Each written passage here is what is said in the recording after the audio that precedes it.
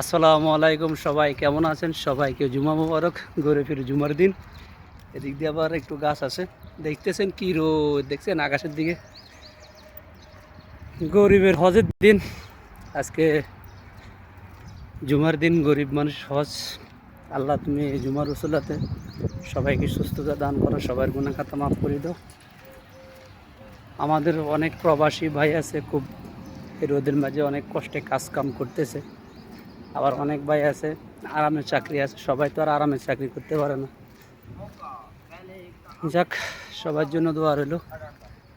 কালকেও 4জন প্রবাসী, আপনারা অনেকে জানেন, 4 ভাই একসাথে মৃত্যুবরণ করছে গাড়ির মধ্যে।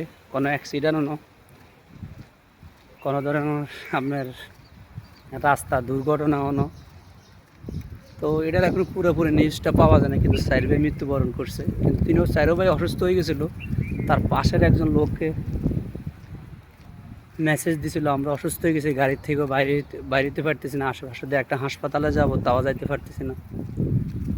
পরে খবর আসলে 4 ভাই মৃত্যুবরণ করছে। তো সকল প্রবাসীদের জন্য দোয়া রইল, সকল প্রবাসীদের জন্য আপনারাও দোয়া করবেন। প্রবাসীরা আসলে অনেক কষ্ট করে, বুঝছেন। আমি একজন প্রবাসী, কিন্তু এই কষ্ট অনেকে চোখে পড়ে না, ফ্যামিলির চোখেও পড়ে না। অনেক ফ্যামিলি আছে ওই আপনার মাসে শুধু টাকা টাকা, কিন্তু খোঁজও নেয় না, কি খাইছো না খাইছো, কাজ কই যাও। আবার কয়েকদিন আগে আপনারাও জানেন, একটা প্রবাসী মারা গেছিল সৌদি আরবে, একটা কর্মরত অবস্থা।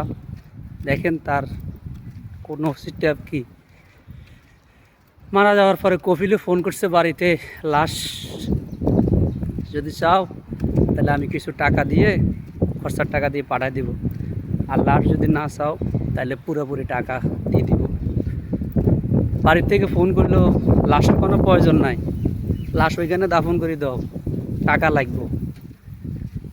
তাহলে এটাতে প্রমাণিত হলো একজন প্রবাসী মৃত্যু হইলেও মনে করেন নিজস্ব কবরস্থানে পারিবারিক বাপ মার সাথে তার মাটি দিবে, সেই নসিবটাও নেই, সেই তকদিরটাও তার হয় নাই।